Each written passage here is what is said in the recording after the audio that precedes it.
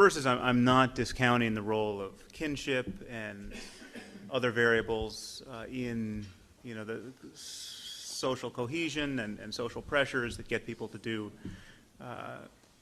terrifically unwise things. And the problem for me is not, I'm not worried about the bad people in the world. I'm not worried about the sociopaths who have frontal lobe anomalies and can't feel empathy for others and therefore, kill and eat people.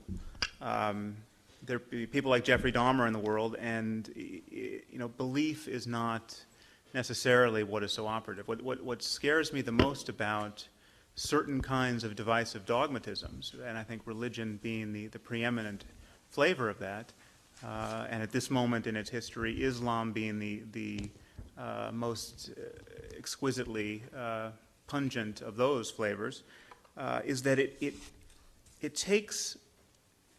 enables perfectly sane, perfectly rational people, people who are not suffering obvious psychopathology, people who are not suffering the kinds of oppressions that would lead anyone else to misbehave terribly, to fly planes into buildings. And to seek to get nuclear weapons so that they can blow themselves up in certain circumstances. And what I hear Scott doing is discounting the role of specific beliefs.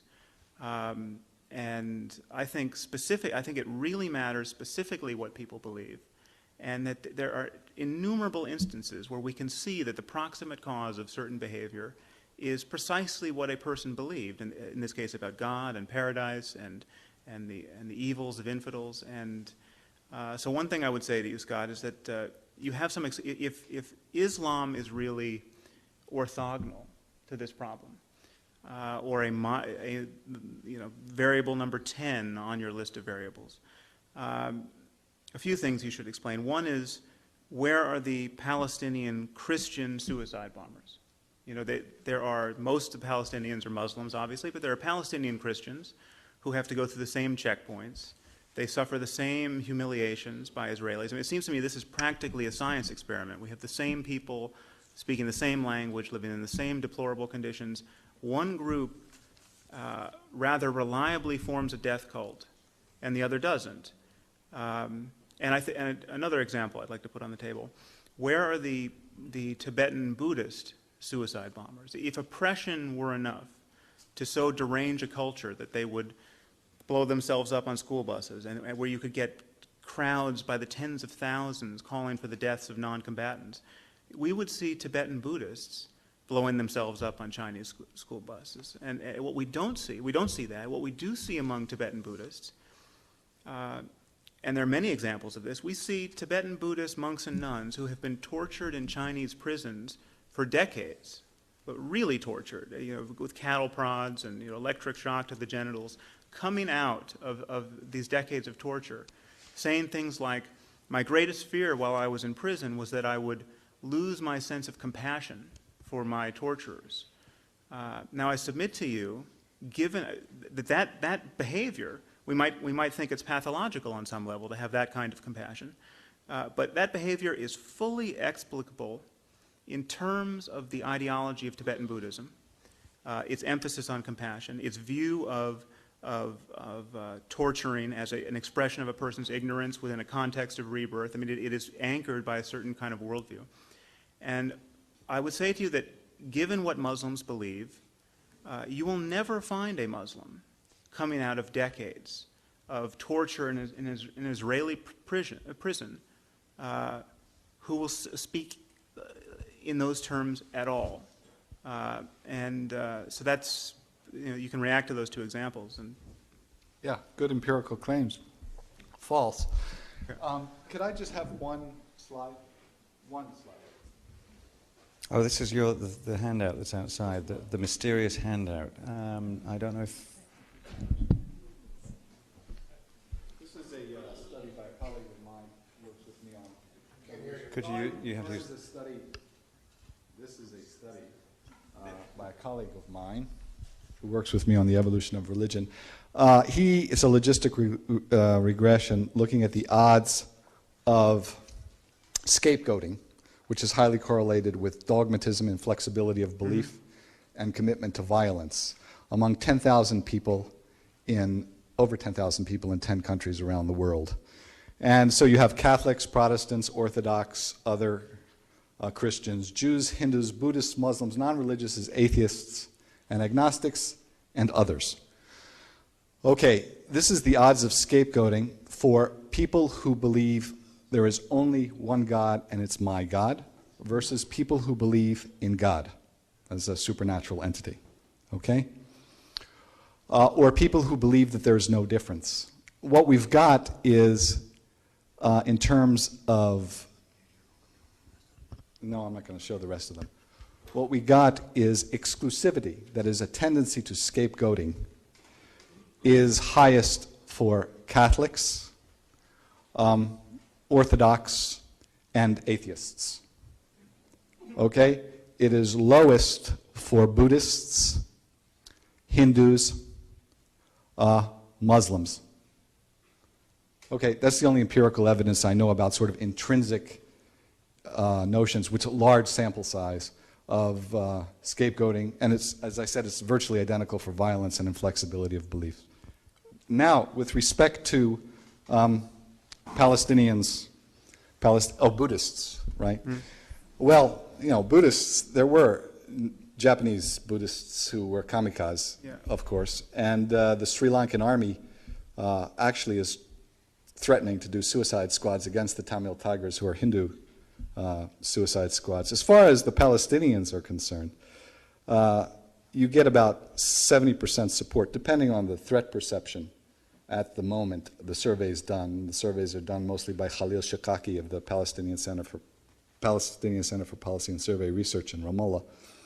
You get about 70% in a random sample among Christians for support for suicide terrorism, depending on threat perception. Now, the reason there aren't almost none, although Al-Aqsa Martyrs Brigades does allow Christians, the reason that... Have there been Christian suicide bombers? No. Okay. The reason that there isn't is because the particular groups that are formed are... Actually, there have been PFLP suicide bombers. Palestinian Popular Front for the Liberation of Palestine. There have been 6 cases, I believe. There's a mostly Christian Marxist organization. The reason they have suicide bombers is very simple. And the reason Al-Qaeda has it is very simple.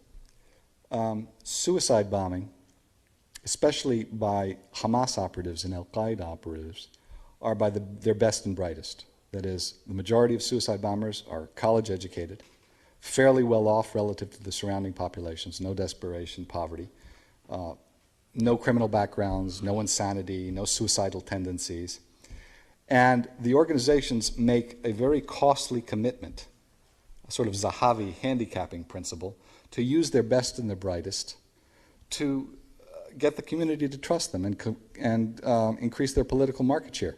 And they've been so unbelievably successful that the PFLP, which is a secular Marxist organization, and the DFLP, the Democratic Front for the Liberation of Palestine, if you go to their websites, they're indistinguishable now from the Hamas. That is, you've got incantations, almost Quranic. They're not Quranic, but they use the same words for sacrifice. And Al-Qaeda, the success of suicide bombing by Al-Qaeda is a very contingent affair, very similar to the Nazis, okay? There's a marvelous book called 30 Days. It's about Hitler's rise to power in January 1933. On January 1st, the major newspapers in Germany declared Hitler's party dead. He had lost 2 successive elections. By the end of the month, he's Chancellor of Germany through an unbelievably improbable set of events that no one would have predicted. And that takes over the fascist movement. Basically, it becomes the paragon of fascism around the world. Bin Laden, same thing. He was one of about 40 Mujahideen commanders. And he got this bright idea basically from a combination of the Hezbollah and the Tamil Tigers, used it effectively, created unbelievable theater, and that theater was inordinately successful at again, it was a media-driven political awakening at mobilizing consciousness among a vast number of people. And Islam had this characteristic. It is a messianic religion like Christianity, like all the monotheisms, and like all the isms, communism, anarchism, all the secular versions of Christianity. And it is a multi-state system. And in the sort of advance of a unipolar United States power, it was seen by many people, this theater, this successful theater, as empowering these non-state actors. And so it became widely popular, so even bin Laden's enemies joined him and called themselves Al-Qaeda. But by the way, Al-Qaeda was never in common use until the United States put the word out there in the Southern District Court of New York in 1990 for the bombing of the African embassies, when, just like in the Joe Valachi trial, the prosecutor asked Jamal al-Fadl, "Do you know of Al-Qaeda?" He says, "Well, it's a list." And who's on this list? Well, it was a list we made up in Afghanistan to track the Mujahideen. So Al-Qaeda is this organization by bin Laden.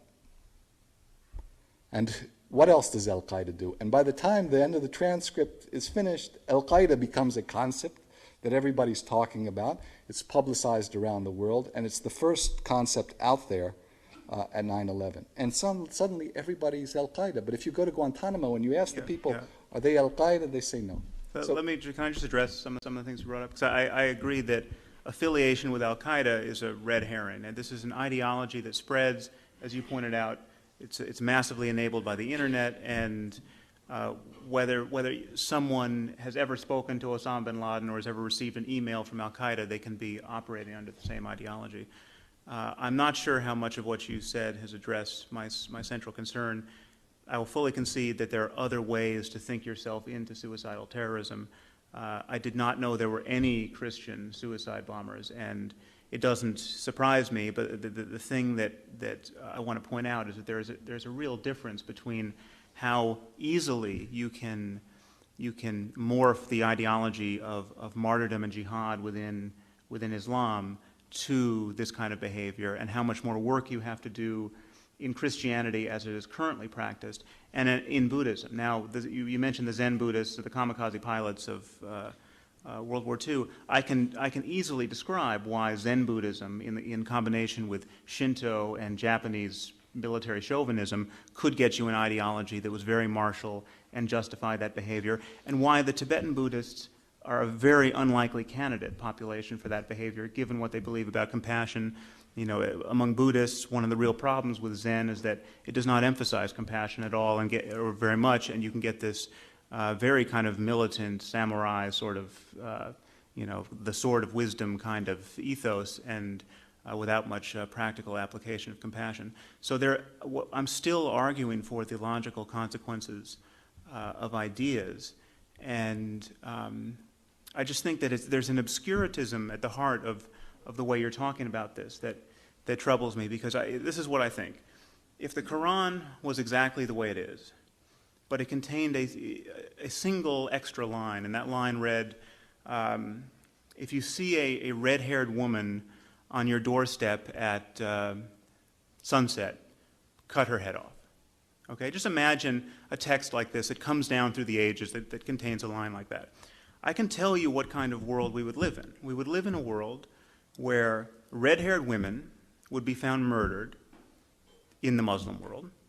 We'd open the New York Times and we would hear that there were, 20 heads found in a bag, and they were all red-haired women. We would also live in a world in which apologists for Islam would look at that behavior and say, that has nothing to do with Islam. There was a news story yesterday about a Mormon man who killed his wife, and she had red hair. Many of those women who were found whose heads were found in the bag in Baghdad were not actually redheads, but some were strawberry blonde. We would hear about women who were shot and not decapitated, and decapitation is the only thing that is sanctioned in the Quran. I mean, this is the kind of gymnastics we would be faced with. And the basic fact about the Quran as it is with so many other books like Leviticus and Deuteronomy, and there's nothing worse than Leviticus and Deuteronomy as far as I can tell, but people ignore them, as Richard pointed out. The basic problem with the Quran is that it really does preach hatred and fear of the infidel far more eloquently than it preaches anything else.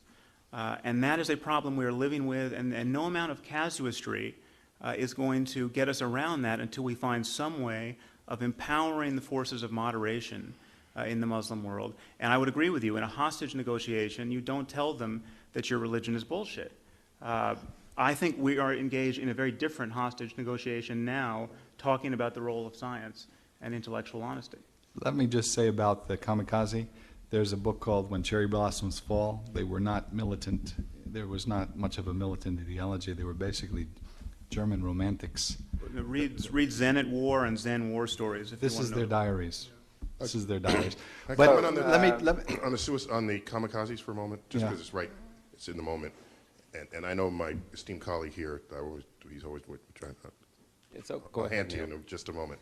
Aren't we forgetting a couple of things here? That, for example, the American admirals in the Pacific, once they saw that Japanese pilots were, instead of firing missiles and bombs to the ships, started flying their planes into the ships, they knew that there was a turn in the war at that point, because as effective as that was, as an act of war, they knew that Japan's capacity to wage war was on a dramatic decline.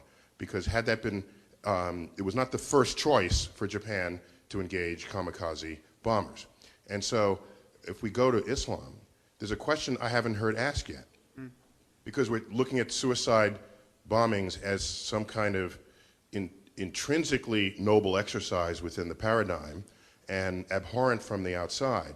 But would there be suicide bombings if the Islamic community had their own air force and tanks? I don't think so. They would be invoking the military machines that the rest of the West has available to itself. And they say so quite specifically. Okay. No, I would say I wouldn't be quite that sanguine. There wouldn't be suicide bombings, perhaps, but this notion of martyrdom, either you believe in martyrdom as a genuine metaphysical principle or you don't. If you do, it has certain behavioral and logical consequences. Get the U.S. out of this. Look at the war between Iran and Iraq. The Iranian mothers were sending their teenage sons out to clear minefields with their lives, thinking they were going to get to paradise and get the whole family in after them. We were not, this was not Iran against the great Satan. This was not an expression of their entanglement with Israel.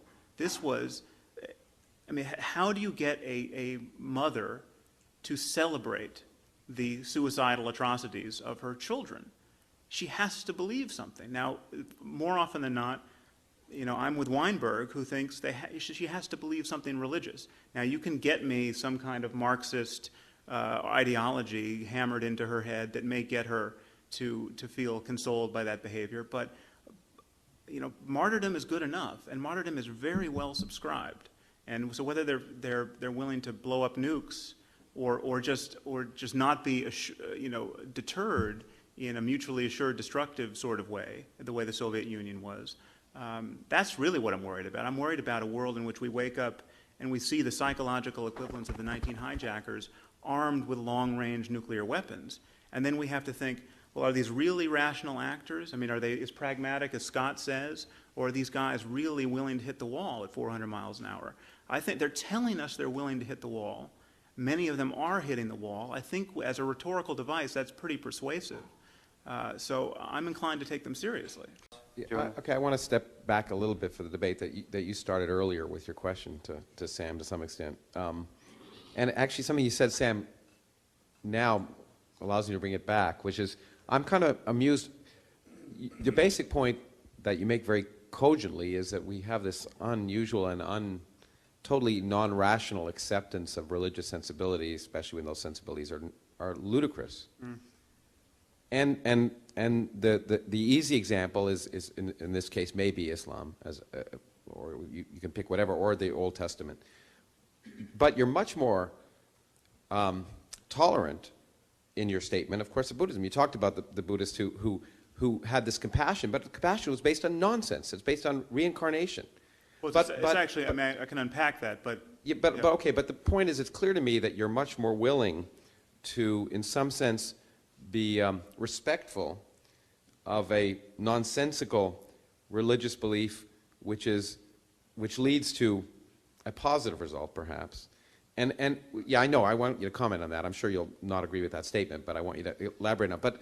But I think what that reflects is this question that you were asking earlier, which is the a priori attack on religious faith in general, or in fact not religious faith, but faith in things which you cannot, for which you have no evidence whatsoever, as a general statement that is a bad thing. That making that attack is perhaps not empirically advised, nor is it sensible to do. And I have to say, as an empirical fact, I've evolved in my own discussions. If I talked here 5 years ago, I would have sounded much more like Steve or you or Richard, perhaps. In debating people on the issue of evolution around the country, I suddenly got hit with realizing how offensive, how illogical the statements that were being applied from what I was saying was being received by the people I was talking to. In particular, I remember debating, I forget the guy's name, who was head of the Intelligent Design Network in Kansas. The old fella, he's a nice old guy. Do you remember his name? Anyway, and he trotted out this letter from 50 Nobel laureates trying to defend evolution. They said there's no evidence for design and purpose in the universe. And then the next sentence says there is no design and purpose in the universe. And he said, see, these people are trying to preach atheism. And I thought, that's the worst thing they can be doing, because in fact that has nothing to do with evolution, because evolution has nothing to do with the design and purpose of the universe. It has to do with the development of diversity of species on Earth through natural selection. And so that by going out and immediately attacking the notion that believing things without any evidence is empirically bad, or is just not acceptable, that we are stepping beyond our role as scientists, and inevitably it becomes emotional. You don't mind, you wouldn't preach as much against Buddhism as you would against Islam, because you don't like Islam less than you like Buddhism. And No, so you're right. Well, so anyway, those are the things I wanted to provoke both of you, but I think sort of it's a way to bridge between the two of you. Yeah. No, good question. It's not that I'm pulling any punches from Buddhism based on some kind of dogmatic affinity with Buddhists or having been raised Buddhist. I mean, this is not what's going on. I happen to think that within Buddhism there's an extraordinarily nuanced and interesting methodology for meditation, and some very sophisticated discussion of the nature of consciousness, the possibilities of transforming our moment-to-moment perception of the world that link up rather nicely with what we understand about neuroplasticity and the human brain at this moment. If you sit in a room with the Dalai Lama talking to physicists and neuroscientists, you'll see that there is for the most part, a very open and unconstrained dialogue going on. But the basic premise is nonsense, right? Reincarnation. Well, reincarnation, who knows? I mean, I have no, well, no, who knows in the sense that there's no, I mean, there are these spooky stories where, a kid, I am not, okay. Well, reincarnation, you are on firm ground being skeptical of reincarnation. Let me say that, okay?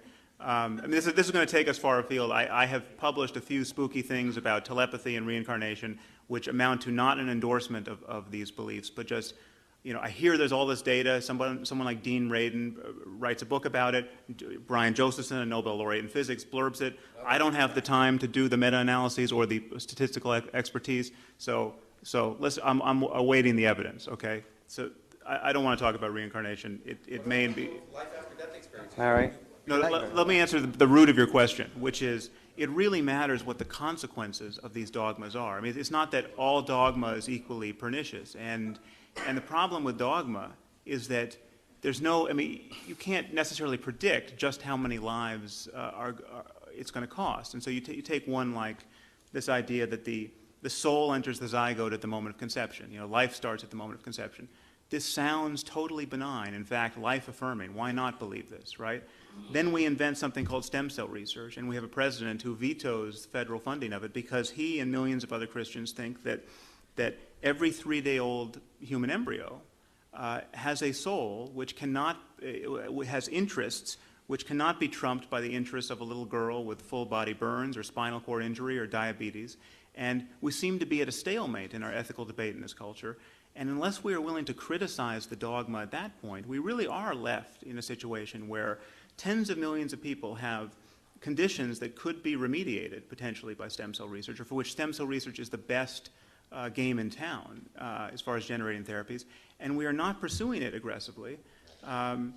So this is where dogma begins to be really troubling. And if a reincarnation, if certainty about reincarnation were doing work that I could see anywhere that was analogous to the work of martyrdom, I would be telling the Buddhists, you have, I mean, this is until you had evidence, this is pernicious nonsense. This is getting a lot of people killed. Now, there are situations in which it may get people killed. I can fully predict what those situations might be, or at least venture a guess.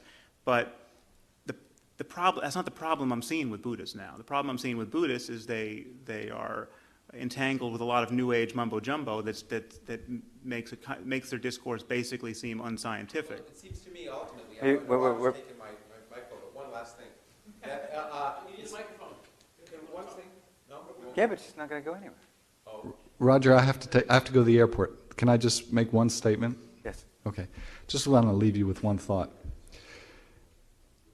I agree there's lots of nonsense in the world, and that science may or may not, though I see no historical evidence that there's any interesting thing science has done for morals yet, or ethics or politics or anything else. In fact, I've seen the contrary. But let's suppose there is. And let's suppose that it's a good mission to get rid of the nonsense in the world. This is the problem which you're not facing. How to advance science and reason in a fundamentally irrational world.